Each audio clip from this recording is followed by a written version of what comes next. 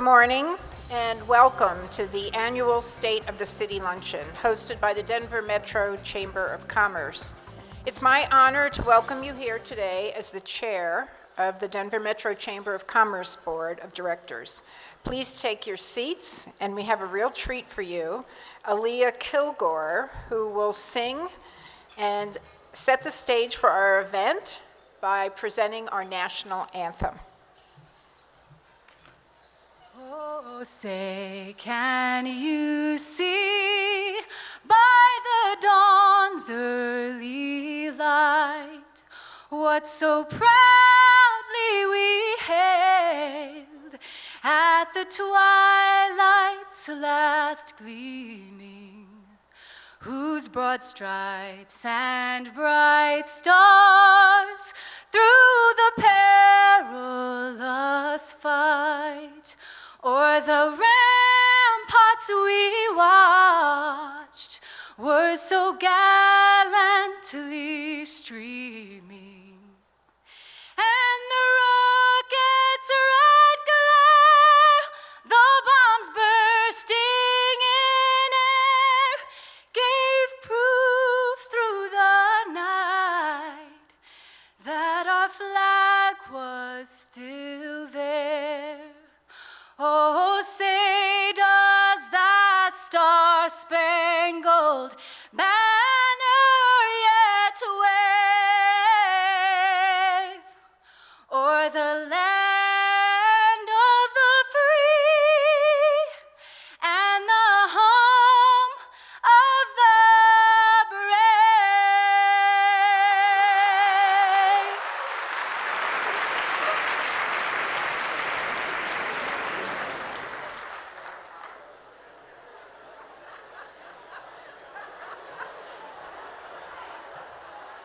All right, that was amazing, and what it makes it even more amazing is that when she's not doing this, she also serves as a manager in the Denver Metro Small Business Development Center, which is a chamber affiliate, which means we got her for free today.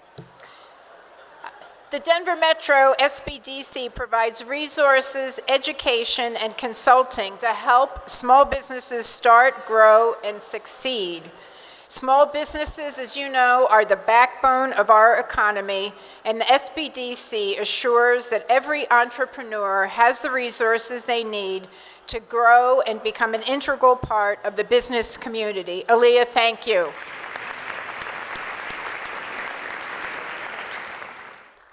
As our program unfolds today, we encourage you to tweet about today's event, to share what you're learning and your own thoughts on the topics of today.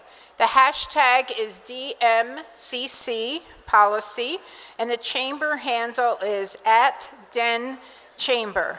And if anybody knows how to do it, please come up to table 6 to help me later on. All right, you're supposed to be eating, not talking. Before we move into the program, I want to thank some key people who are in the audience. We have all levels of elected officials here with us today, including mayors, members of the city council, county commissioners, state legislators, statewide elected officials, and representatives of Colorado's congressional delegation. Would all the elected officials and their representatives in the room please stand to be recognized for your service to our state. We're honored to have you in attendance.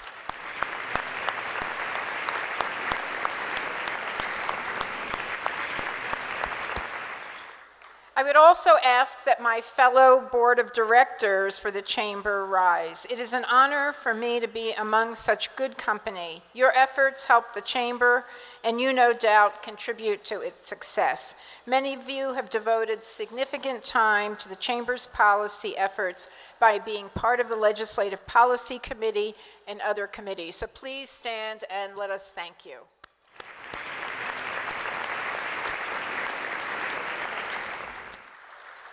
We have a great program today for you. As always, this event is focused on public policies that help shape the region's economy and its business community's success. We are honored to have great speakers here with us today. Lakewood Mayor Bob Murphy, Aurora Mayor Steve Hogan, Sarah Reynolds, Executive Director of Housing Colorado, Colorado State Senator Jesse Ulibarri, and our keynote speaker, Denver Mayor Michael Hancock.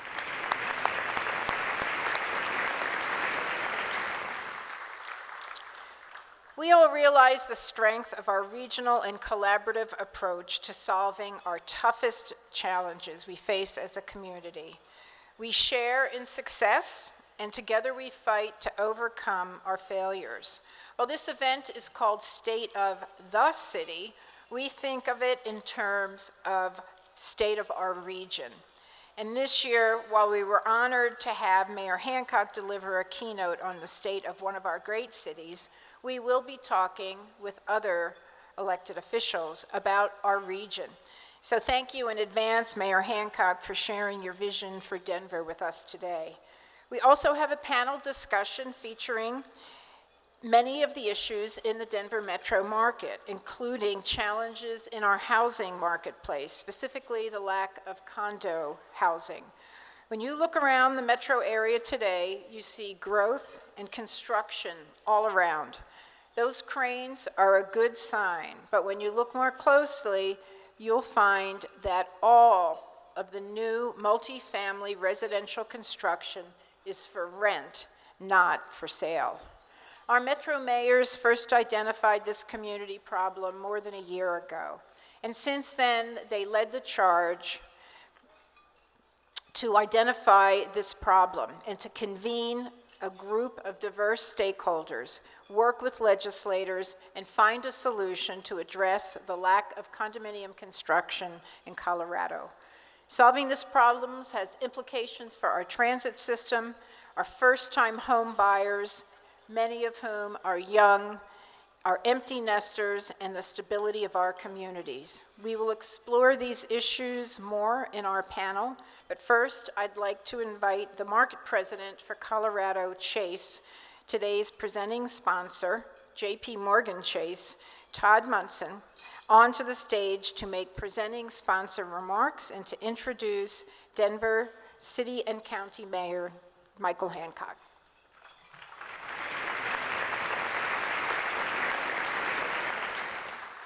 Welcome, good afternoon. As the Colorado Market President for JP Morgan Chase, it's an honor to represent nearly 2,000 of my colleagues and our firm as presenting sponsor of the Metro Chamber's 2014 State of the City Address.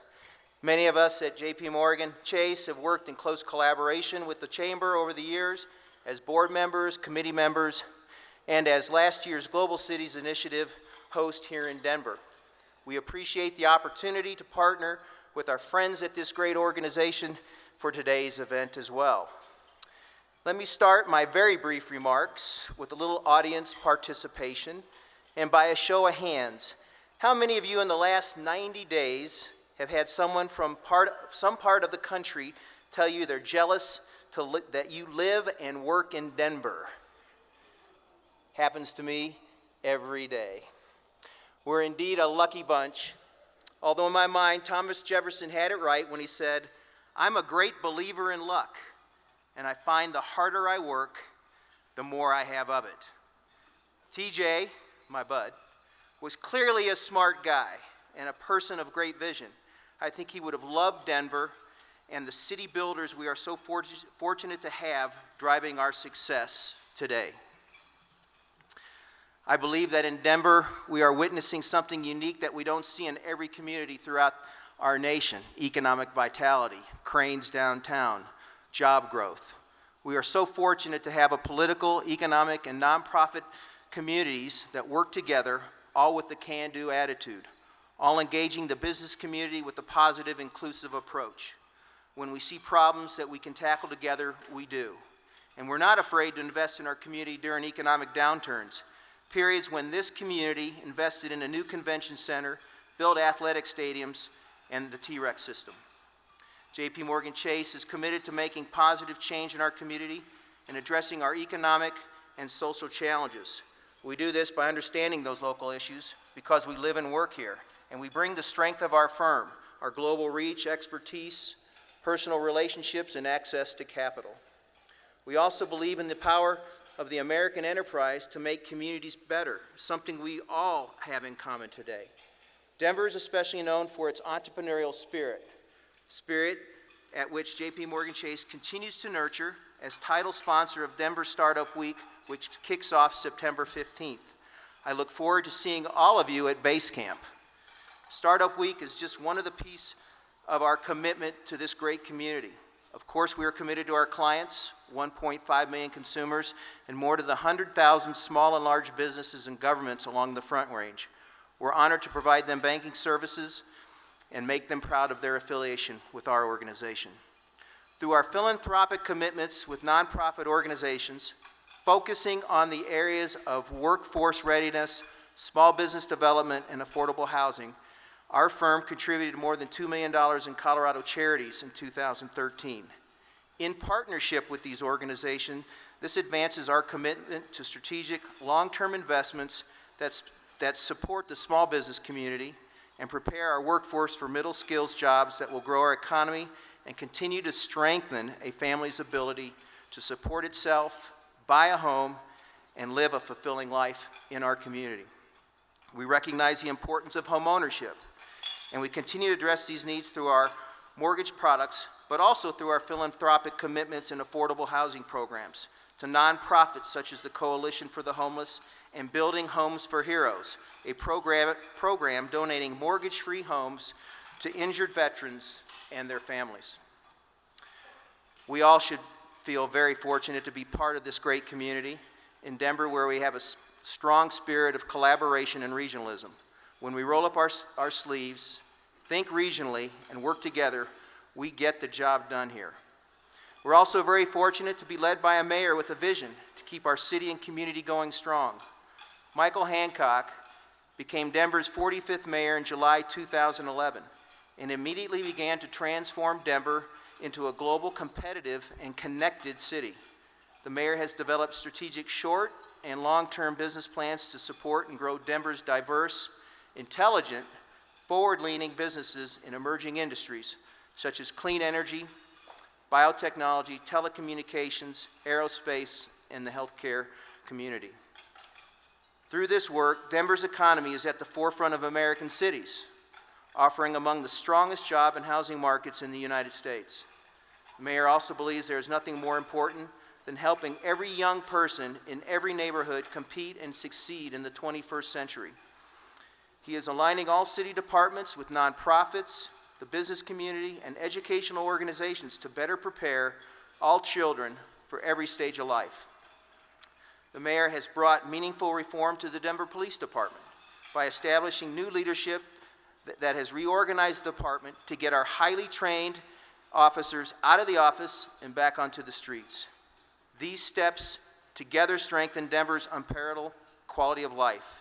It's a privilege and an honor to introduce a great leader who is creating new communities in our great city and county, opportunities not only for individuals and businesses, but opportunities for ideas and concepts that are bringing national attention to our region and helping Denver thrive.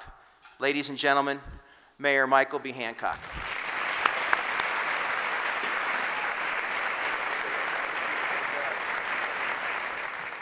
Wow, thank you all so very much, and it's an absolute pleasure, always a pleasure, to be with the Chamber of Commerce and to be a part of this annual event. Let me first thank, we always thank the elected officials first, but I want to thank Kelly Bruff, Chairwoman Donna Lynn, and the entire Metro Chamber of Commerce team for the tremendous work they do every day on behalf of this entire metro region. Not only these great events, but the work they do in blocking down field and helping us as a region get fit and compete around the world. We couldn't do a lot of the great things that are happening in this region without the Metro Chamber of Commerce. And so to Kelly Bruff, you and your entire team, Chairwoman Donna Lynn, thank you so very much for your work. Now you all might get tired of the introductions of elected officials, but I'm always honored to acknowledge those who I get a chance to work alongside with on a daily basis, addressing the opportunities and challenges of this great city of ours. And so I want to acknowledge those members of the Denver City Council who are here if you would permit me to do so. I understand in the room today are council members Kanish, the council president Chris Herndon, Councilman Brooks, Councilwoman Sussman, Councilman Nevitt, Councilwoman Lehman, and Councilwoman Debbie Ortega are here. Would you join me in thanking, and Councilman Charlie Brown in the big cowboy hat. Thank you, council members, Denver City Council. I see quite a few of our regional leaders here today. I'm going to ask the mayors to stand up and be acknowledged as well.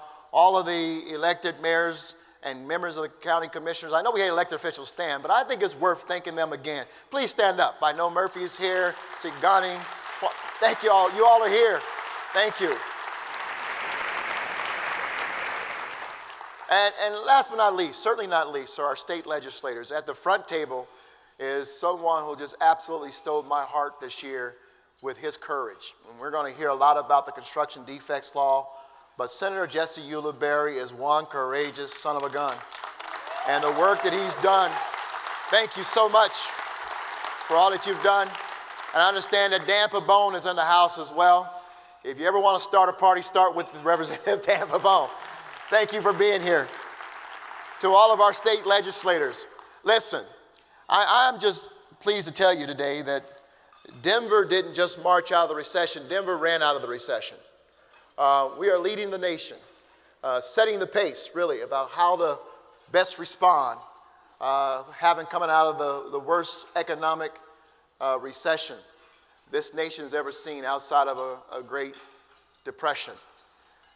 And someone, wise man once told me, if you see a turtle on a fence, you know he didn't get there by himself. And so I cannot at all, with a straight face, talk about all the good work that's happened over the last 3.5 years that I've been mayor of this great city without acknowledging the team that stands with me in the foxhole, going deep, solving challenges, leveraging opportunities, helping to make this city one of the best in the nation coming out of the recession. According to Forbes magazine, one of the best in the nation when it comes to doing business. According to many other magazines, putting us at the top on so many different metrics. There's good news about Denver, Colorado, as Todd talked about. And so I want to acknowledge my team, the team at the city and county of Denver, not just the folks I get to hire, but all 10,000 city employees for the work that they do. Many of them are in this room. Would you all stand up, take a bow so we can say thank you to you? Please do. Thank you. There they are.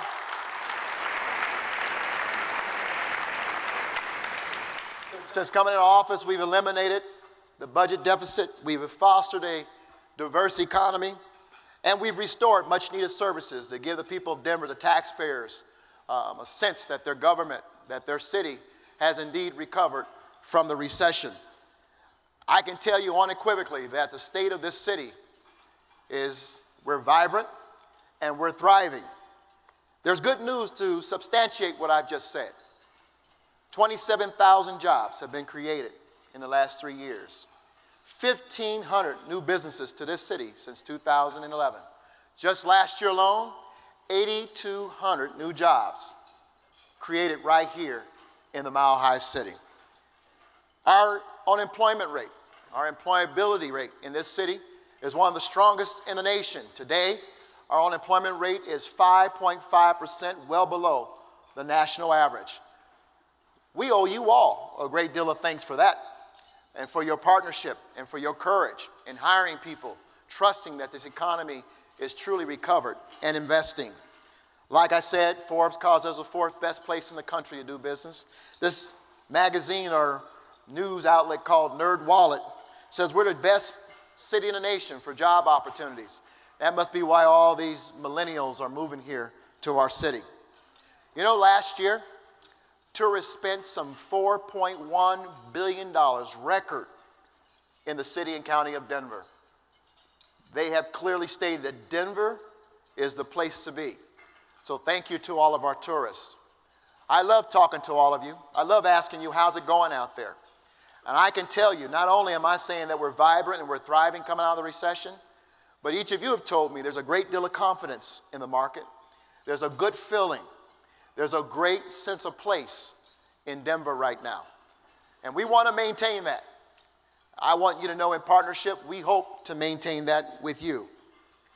Now, while we celebrate the good news that's happening, of all the good things that are happening in the city and county of Denver, let me also acknowledge the fact we recognize that we also have some challenges that we must remain very diligent about addressing. Let me share just a few of those with you. I believe if we're going to truly realize the full potential of places like Arapahoe Square and downtown and the Brighton corridor, we've got to get a handle on our homeless situation in this city. I know I'm speaking to the choir when I say that, but I want to set a different tone with regards to what we're trying to do. First of all, I am excited about our partnership with the Lawrence Community Center and Stabilization Hub. The opportunity to serve our homeless with dignity, and give them a place to queue up while also taking showers and a place to rest without being preyed upon by the criminal element. That's important in this city. But I want to share with you something that my mother taught me as a kid. She had me out pulling weeds one day, Kelly, and I was pretty good at it. And I used to comment about these weeds that I would say, Mom, look at these. This is a tall weed. This is a ugly weed. Mom, look, this one pricks your finger. And my mom said something to me that at that point in time didn't mean anything, but today I think about it as I consider how we address challenges in the city. She said to me, what you see above ground is the least important part of that weed. You see, if you want to make sure you never see this again, you need to get what's underneath the earth. Pull the root. Go to the heart of this weed. What feeds this weed? What helps it to thrive? Get it from underground. And then truly you will have the essence of the problem. Now, when you're 7 years old and you hear that kind of stuff, that doesn't really mean much to you. But when I'm sitting with our team and we're addressing issues like homelessness, it begs the question, what is the root of the problem? And what we determine is, we can provide housing and outreach as much as we want, but if we don't get to the root of the problem of our chronically homeless, we will never be able to truly nix the challenge. I've said from day one, Denver cannot address the homeless issue by itself.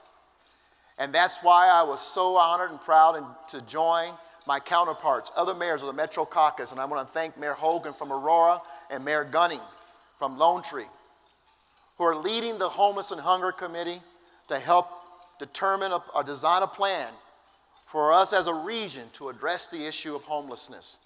First and foremost, it's a metro regional issue. We should work together to solve it.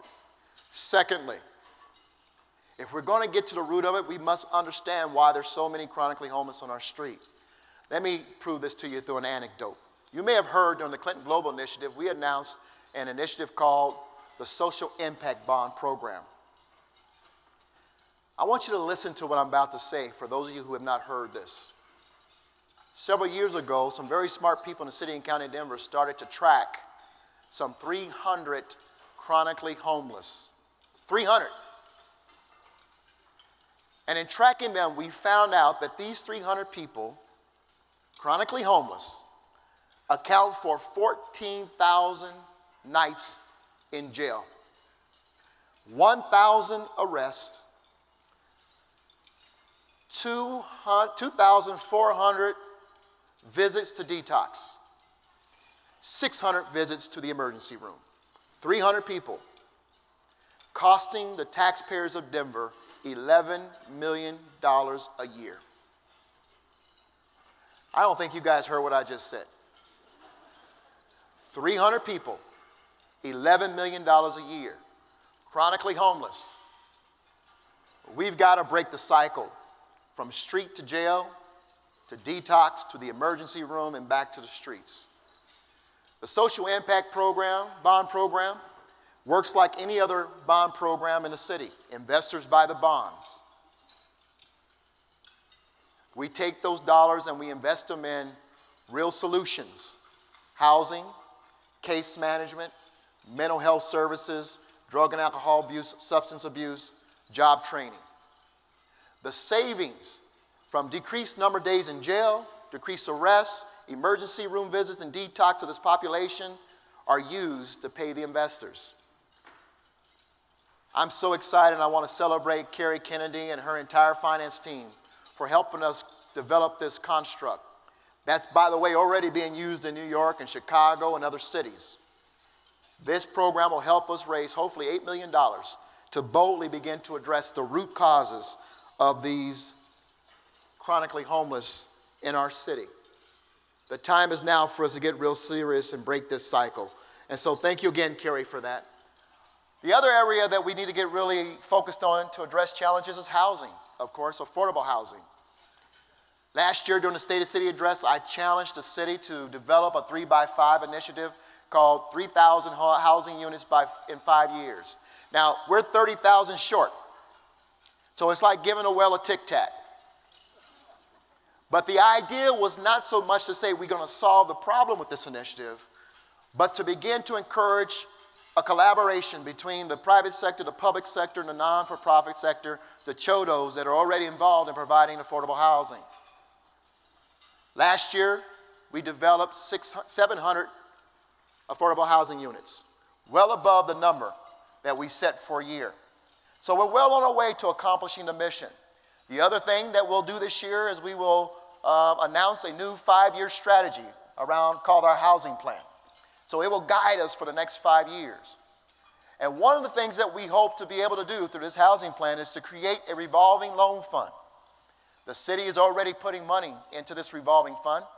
And the ideal is, again, not thinking that our dollars are going to solve all the challenges, but to leverage the presence of private sector partners. This revolving loan fund is going to create hundreds of affordable housing units in this city. And the dollars that come from those developments will go right back into the revolving loan fund, and again, creating a permanent place, a permanent tool for us to create affordable housing.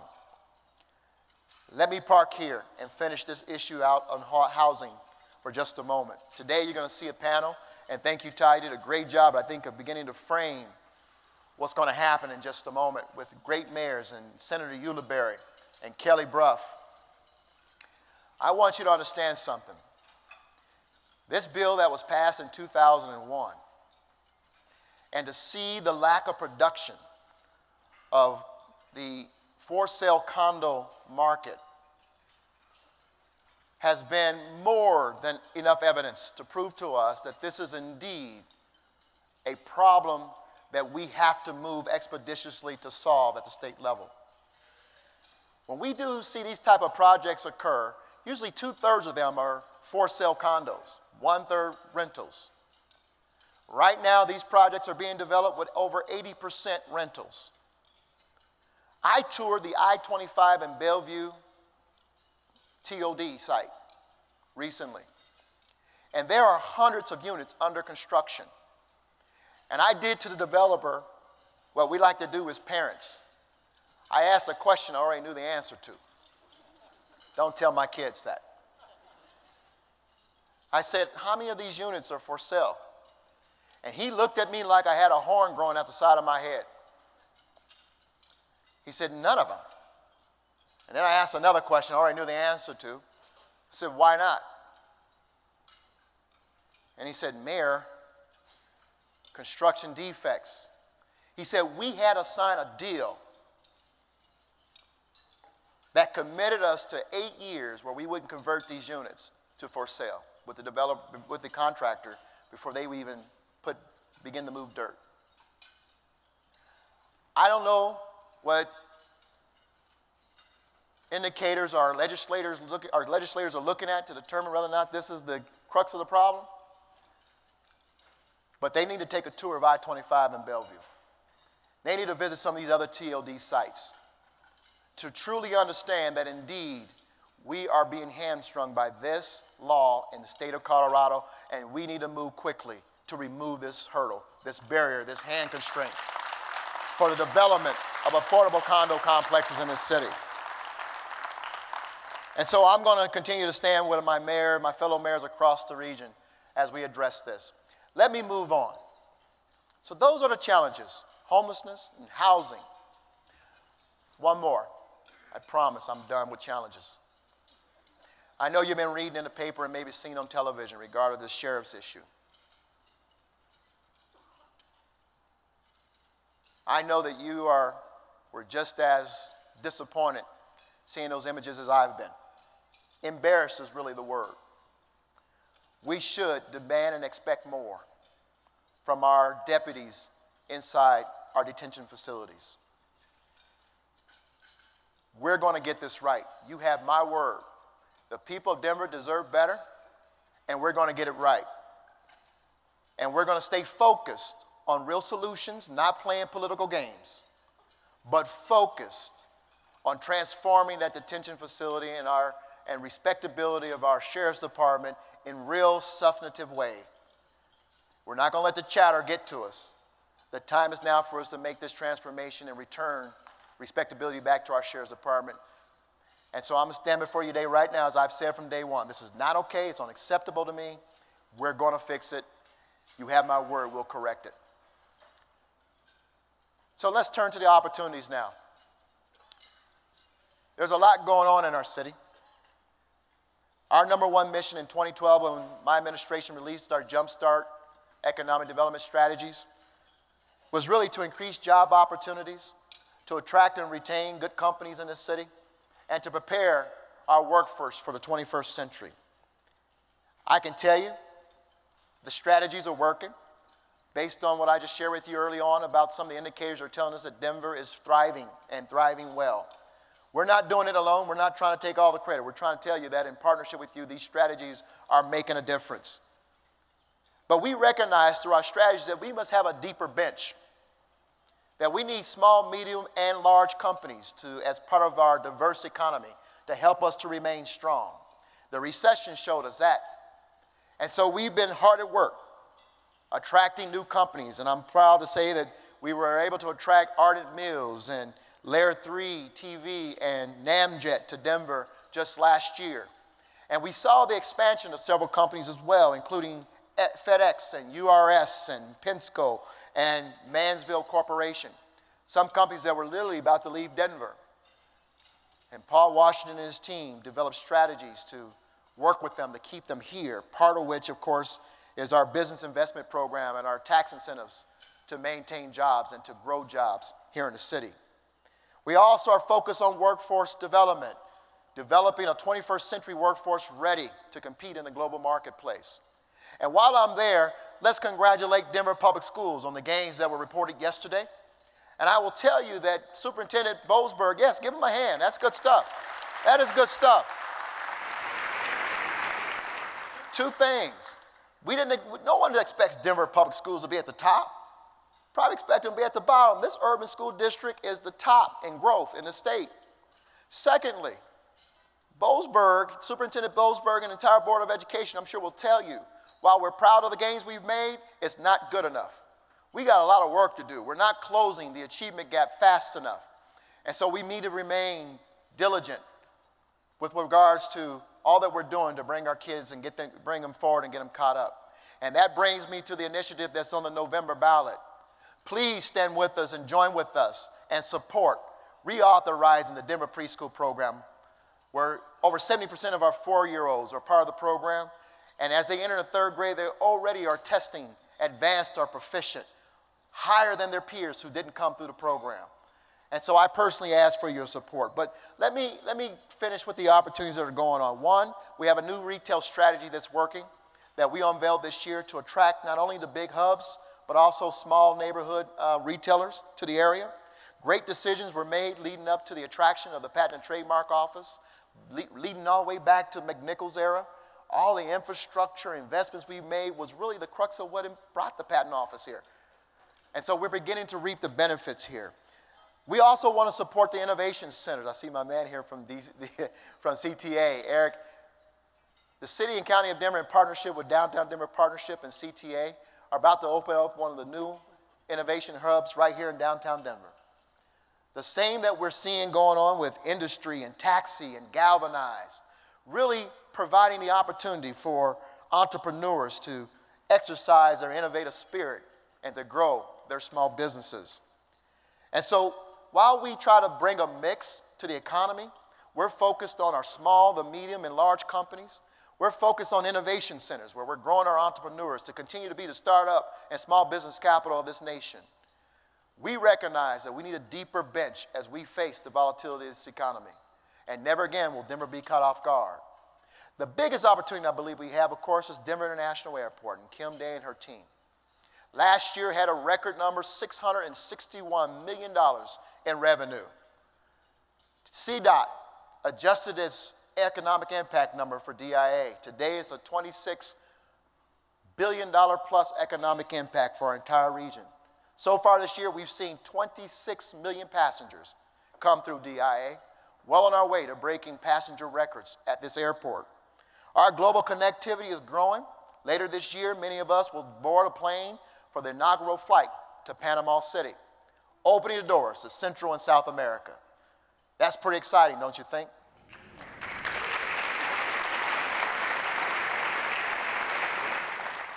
We have seen our international passenger numbers grow to 20%. We are breaking records every year because of these connectivity, this effort of global connectivity with DIA. Leveraging our greatest port, it's occurring. And that's why we need to keep DIA competitive.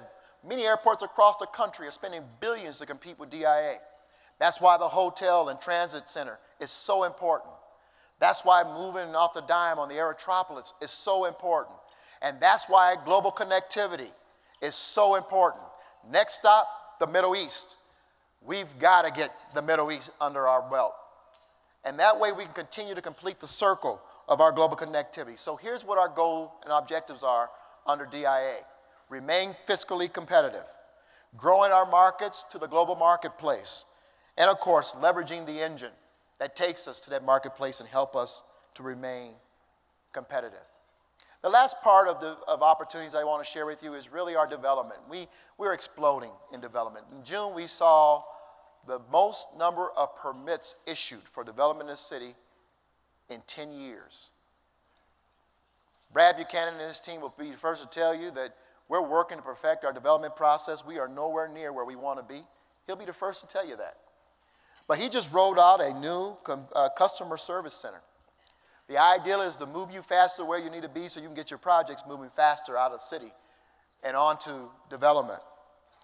But we have some signature projects underway right now. DMCC, of course, which includes the National Western Stock Show, I-70, River North, Brighton Corridor, the TOD station there at the National Western, all are underway. We're in great planning for that right now, master planning it. 9th and Colorado Boulevard, Welton Corridor, where we use $5 million of our revolving loan fund in the city to leverage and attract $80 million for development. What a huge opportunity. We are seeing St. Anthony's and Gates, and while I'm at it, thank you, St. Joseph's, for the hundreds of millions of dollars you are investing in this city to build that new hospital and to create opportunities around the medical field for all of us here. We are seeing a transformation of the city of Denver right before our very eyes. But let me tell you something. Through RTD and the transit system, fast tracks that's underway, we're able to also go into neighborhoods that don't necessarily want us but need us to be there. Not want us in the sense they didn't invite us, but want us because you're government. They need us there. They've been underserved for years. Westwood, Sun Valley, Globeville, Elaria, Swansea. We're transforming those cities, those communities right now, creating a holistic approach to our city and our marketplace. That's pretty exciting stuff. But let me also tell you that through Transit-Oriented Denver, our goal is to take the 41 transit-oriented development sites in the city of Denver and go to them and bring the services and infrastructure they need in order to thrive. And so transit-oriented Denver is our plan to transform those sites so they are actually economic levers in our city. And Brad Buchanan and his team are leading the way.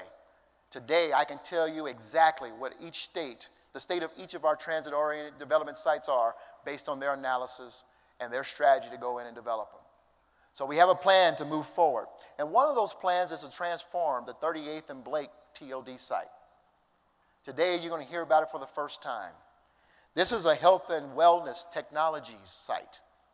Our goal is to build on the success of Fitzsimmons and what Mayor Hogan and the Aurora Economic Development Corporation has done so successfully. I believe a $3 billion economic impact today. To leverage that transit-oriented development site to bring innovation and to make it really the global center for digital healthcare. 15 minutes from Fitzsimmons, on the main line to DIA, being able to connect regionally, being able to connect internationally and access the global marketplaces, and being able to connect to Fitzsimmons. The ability to become the digital headquarters, digital healthcare center, right here in Denver, Colorado at 38th and Blake. Let me tell you what they say is their mission. This site is poised to become a model for how the private sector can leverage the local connection to our downtown, the regional connection of our light rail, and the international connection of our airport to deliver a hub that will grow our culture of ingenuity and strengthen our region's standing as a health and wellness leader. It will have everything: housing, retail, innovation, transit, and jobs. You'll hear more about this during Startup Week. In about, next week, Startup Week gets going out here? So we're going to unveil more about what's going to happen at 38th and Blake in just a few days. Let me finish. I've talked about a lot that's happening in the city of Denver, but I want you to know that the best is yet to come.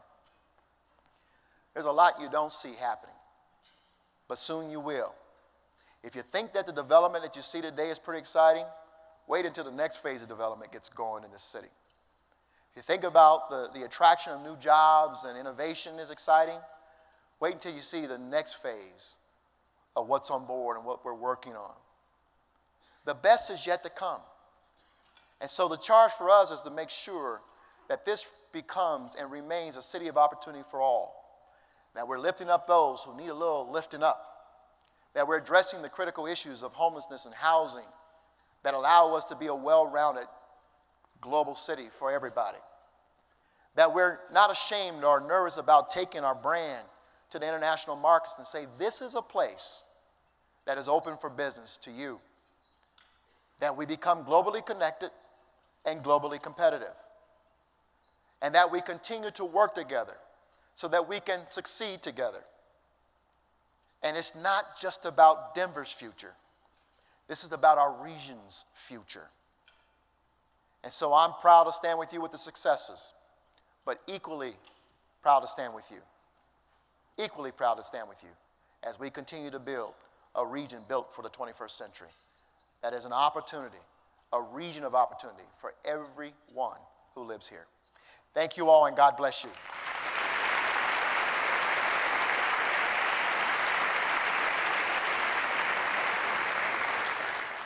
And now, it's my honor to present this year's Monte Pasco Civic Leadership Award.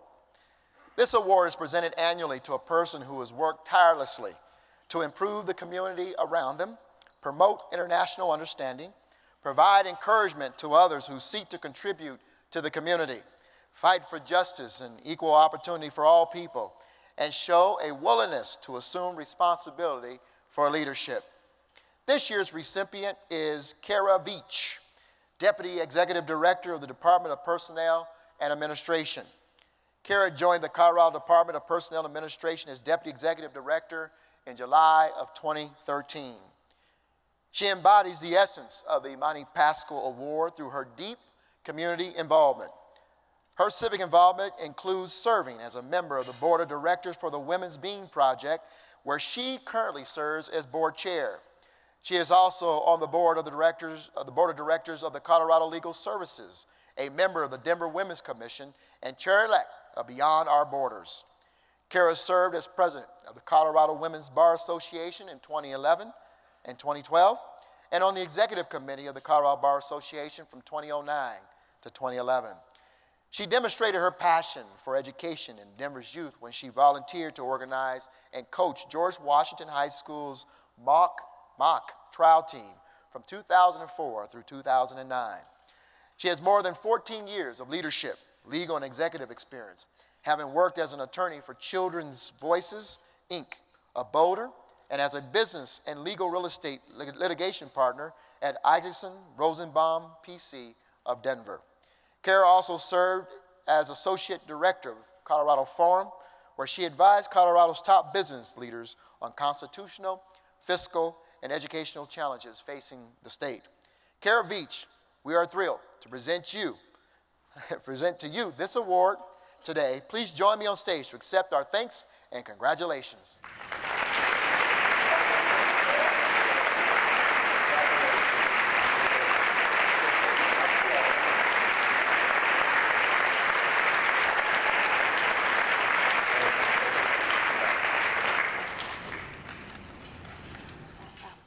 Thank you.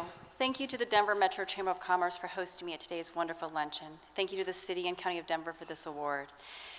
I'm honored to receive the Monte Pasco Civil Leadership Award. When Mrs. Pasco called me to tell me I was receiving this award, I was speechless. And since that time, I've learned more about Monte Pasco and his work leading desegregation in Denver public schools and efforts to preserve Colorado open space. I'm humbled to be mentioned in the same sentence as this distinguished man, and his family is with us today.